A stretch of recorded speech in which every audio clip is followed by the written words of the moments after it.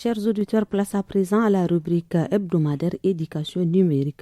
Aujourd'hui, on s'intéresse à un sujet qui nous concerne tous. Pour en parler, Ousmane Mahmoudou, rédacteur en chef adjoint numérique, est avec nous. Bonsoir Ousmane. Bonsoir Salamatou, bonsoir Mariam et bonsoir à tous les auditeurs. Alors, il s'agit de la publicité souvent cachée sur Internet. Alors oui, c'est un vrai sujet comme tu l'as indiqué, car les réseaux sociaux, sur les réseaux sociaux, la frontière entre information et publicité est de plus en plus floue. Et cela peut tromper le public, surtout quand la pub se déguise en contenu normal. Ousmane, commençons par les débuts. Qu'appelle-t-on un contenu éditorial? Alors, un contenu éditorial, c'est une production indépendante. Un article, par exemple, une émission ou une vidéo créée sans qu'une marque paye pour orienter le message. Le but est d'informer, d'analyser ou d'expliquer. Quand il y a une contrepartie financière ou un intérêt commercial derrière, on sort du domaine éditorial. On entre alors dans la publicité, le sponsoring ou le partenariat. Ousmane, qu'est-ce que c'est qu'un publi-reportage? Alors, c'est une publicité qui prend l'apparence d'un article de presse. Le ton est souvent journalistique. Les photos très soignées, mais c'est bien une marque qui finance le contenu.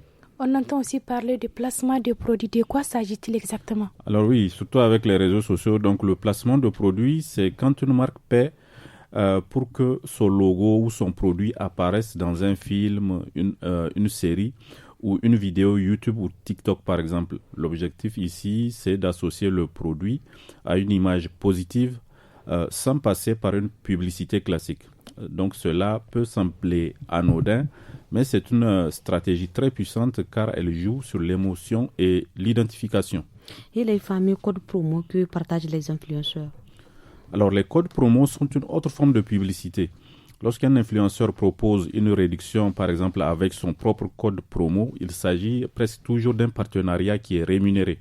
Le problème, c'est que certains oublient de le dire et le public croit à une simple recommandation personnelle. Justement, pourquoi? C'est important d'être transparent parce que la confiance du public en dépend.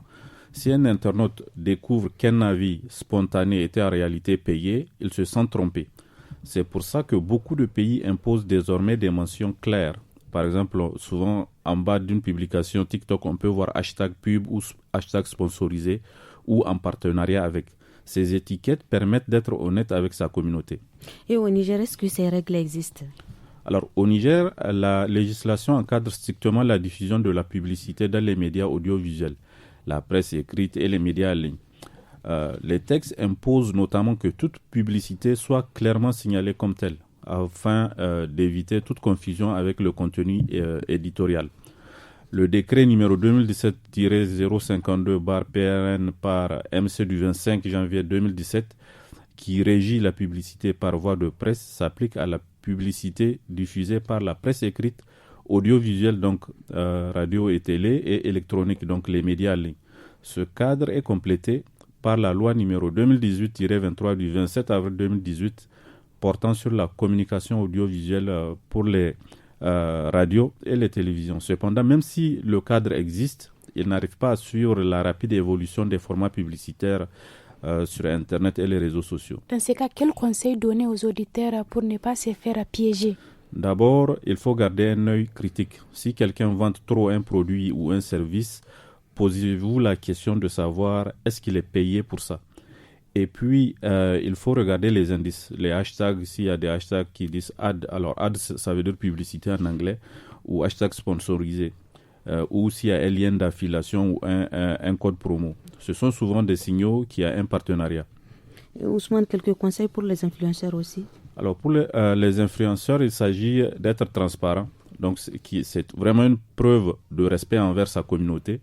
Et d'ailleurs, des travaux récents ont montré qu'être transparent sur un partenariat peut renforcer la confiance envers l'influenceur et préserver sa crédibilité dans la durée, alors que occulter le caractère publicitaire érode la confiance du public.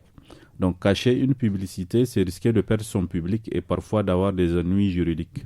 En conclusion, Ousmane? Alors, pour conclure, je dirais que la publicité n'est pas un mal en soi, mais elle doit être visible et assumée. Le public a le droit de savoir quand on lui parle d'un produit et quand on l'informe. La transparence, c'est la base d'une éducation média responsable. Merci Ousmane pour cet éclaircissement. Rendez-vous jeudi prochain pour un nouveau épisode d'éducation numérique sur Studio Kalangu.